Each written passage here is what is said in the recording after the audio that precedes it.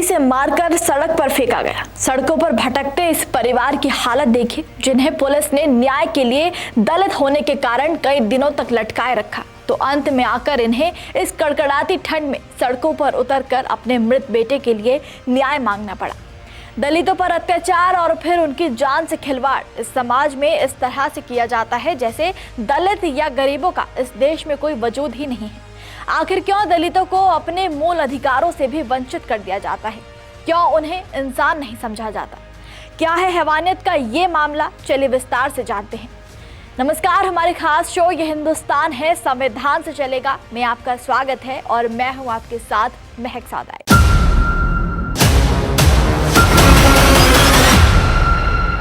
ये मामला है उत्तर प्रदेश में बरेली जिले के बारादरी थाना क्षेत्र के डोहरा गांव के, जहां राहुल सागर नाम के एक दलित शख्स की दबंगों ने बेरहमी से पिटाई कर हत्या कर दी। बरेली से न्यूज़ 24 के संवाददाता नीरज आनंद से मिली जानकारी के मुताबिक ये घटना 14 जनवरी की है, जो कि अब जाकर सोशल मीडिया पर खूब वायरल हो रही है। राहुल सागर का साला अस्पताल में भर्ती था और उसी के इलाज के लिए राहुल पैसों का इंतजाम कर रहा था। इस दौरान राहुल अपने घर से 30,000 रुपए लेकर निकला था। रास्ते में वो अपने दो साथियों लालू और सचिन के साथ एक व्यक्ति भीमा से मिलने गया था, क्योंकि भीमा पर राहुल के 20,000 रुपए उधार थे, जिसे वो काफी समय से वापस मांग रहा था। लेकिन भीमा उसकी बात को अनसुना कर रहा था। जिसके बाद राहुल ने पैसे लौटाने की बात की तो भीमा नाराज हो गया। इसी बात पर भीमा ने अपने साथी लकी लभेड़ा और आकाश ठाकुर को बुला लिया। तीनों ने मिलकर राहुल को काशीराम पार्क के पास घेर लिया और लाठी डंडों से बुरी तरह पीटना शुरू कर दिया। भीमा पैसे नहीं लौटाना चाहता था, इसलिए राहुल की जाति को मोहरा बनाकर उसने अपना गुस्सा उस पर उतारना शुरू किया और उसे तब तक पीटा जब तक वो बेहोश होकर जमीन पर नहीं गिर पड़ा। हमले के दौरान आरोपियों ने राहुल के 30,000 रुपए और उसका मोबाइल फोन भी छीन लिया। राहुल के साथ मौजूद उसके दोस्तों ने बीच बचाव करने की कोशिश की, लेकिन आरोपियों ने उन्हें भी जान से मारने की धमकी दी। किसी तरह राहुल को वहां से उठाकर पहले अभिराम अस्पताल और फिर नारायण अस्पताल में भर्ती कराया गया। राहुल की हालत बेहद गंभीर थी। डॉक्टरों ने उसे बचाने की पूरी कोशिश की, लेकिन करीब एक सप्ताह बाद उसकी मौत हो गई। राहुल की मौत के बाद परिवार पूरी तरह से टूट गया। ना ही समाज ने दलितों पर अत्याचार की कभी कोई कमी की और फिर पुलिस ने भी एक दलित पर अत्याचार करने की बची खुची कसर पूरी कर डाली।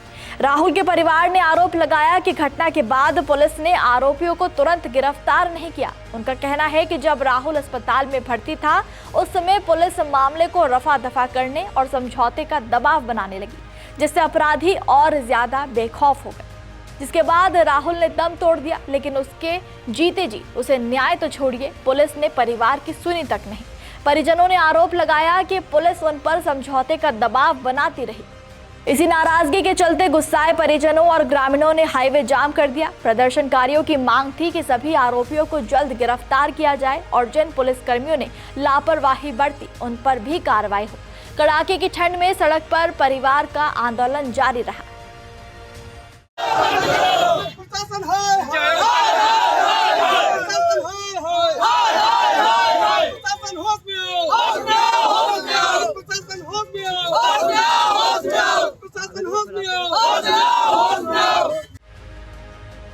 इस मामले पर विपक्ष ने योगी सरकार को जमकर घेरा और समाजवादी पार्टी के आईटी सेल ने सोशल मीडिया पर पोस्ट करते हुए लिखा, बरेली में एक दलित युवक को पीट कर दबंगों ने मार डाला। मुख्यमंत्री आदित्यनाथ जी की पुलिस ने अपराधियों की गिरफ्तारी के बजाय अपराधी पक्ष से पैसा ले लिया और दलित परिवार पर समझौते का दबाव बनाया। सोचिए जरा, ठाकुर आदित्यनाथ जी के राज में कौन सा भाईचारा हिंदुत्व स्थापित है? ये दरअसल विशुद्ध जातिवादी भ्रष्ट अपराधियों का राज है, सरकार है और ये दलित पिछड़ों की हत्या करवा रही है। भाजपा सरकार और भाजपा अपराध और भ्रष्टाचार में नंबर 1 है भाजपा। पीडीए के ऊपर अत्याचार में नंबर 1 है भाजपा। जानकारी के मुताबिक राहुल मजदूरी करके अपने परिवार का पालन पोषण करता था। उसकी मौत से घर में कमाने वाला कोई नहीं बचा। वो अपने पीछे पत्नी शिवानी और 3 छोटे बच्चों को छोड़ गया है। सबसे छोटा बच्चा महज 15 दिन का है। पूरे परिवार का रो रो कर बुरा हाल है। जिसके बाद मामला बढ़ा तो जाकर पुलिस कुछ हरकत में आई। बिथरी चैनपुर थाना क्षेत्र में गुरुवार सुबह पुलिस और बदमाशों के बीच मुठभेड़ हुई। पुलिस ने मुख्य आरोपी लक्की लभेड़ा की घेराबंदी की। खुद को घिरा देख आरोपी ने पुलिस टीम पर जान से मारने की नियत से फायरिंग कर दी। इस गोलीबारी में पुलिस आरक्षी अक्षय तोमर घायल हो गए। जवाबी कार्रवाई में पुलिस ने भी गोलियां चला दी, जो सीधे लक्की के दोनों पैरों में लगी। घायल अवस्था में उसे गिरफ्तार कर अस्पताल में भर्ती कराया गया। पुलिस के अनुसार गिरफ्तार किया गया लक्की लभेड़ा शातिर किस्म का अपराधी है। मुठभेड़ के बाद मौके से पुलिस ने एक 12 बोर का तमंचा, कारतूस और एक सफेद रंग की अपाचे मोटरसाइकिल बरामद की। इस घटना में घायल सिपाही अध्यक्ष तोमर का भी उपचार चल रहा है। पुलिस अब इस मामले के अन्य फरार आरोपियों भीमा और आकाश ठाकुर की गिरफ्तारी के लिए दबिश दे रही है।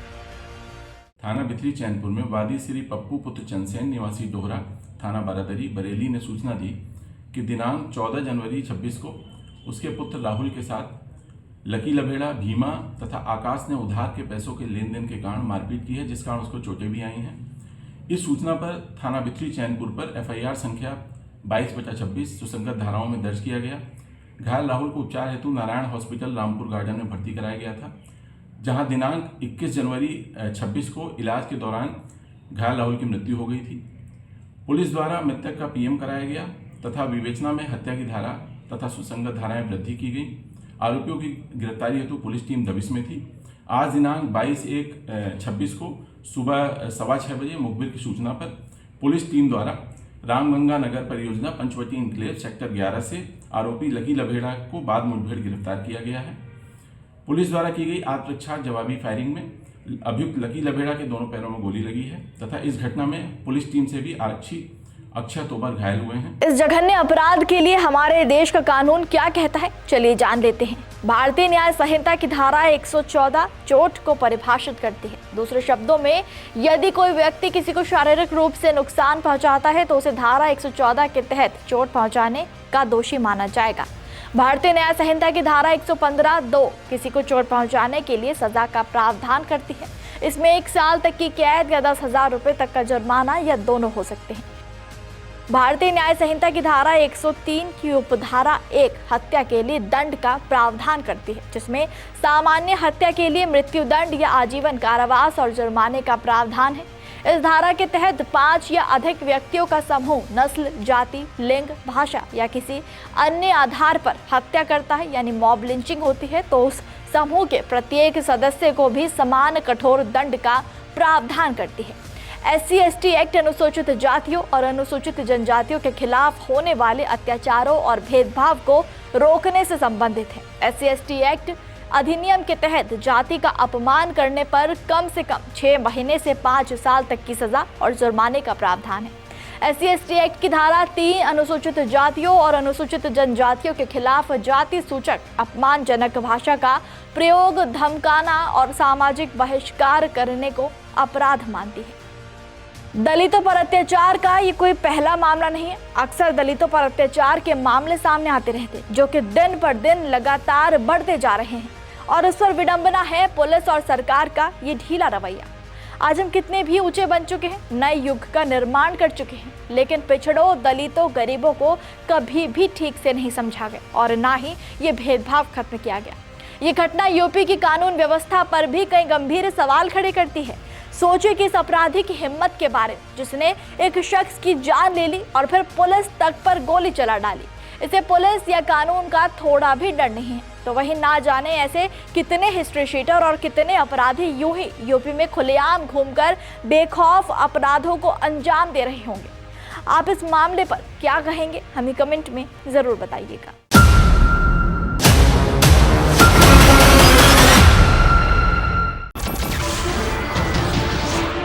नमस्कार, मैं हूं मानक गुप्ता। अगर आपको हमारा ये वीडियो पसंद आया हो तो इसे लाइक और शेयर जरूर करें, और हाँ, हमें सब्सक्राइब और फॉलो करना ना भूलें, ताकि आप देश और दुनिया की कोई खबर मिस ना करें। तो जुड़े रहिए हमारे साथ और देखते रहिए न्यूज़ 24।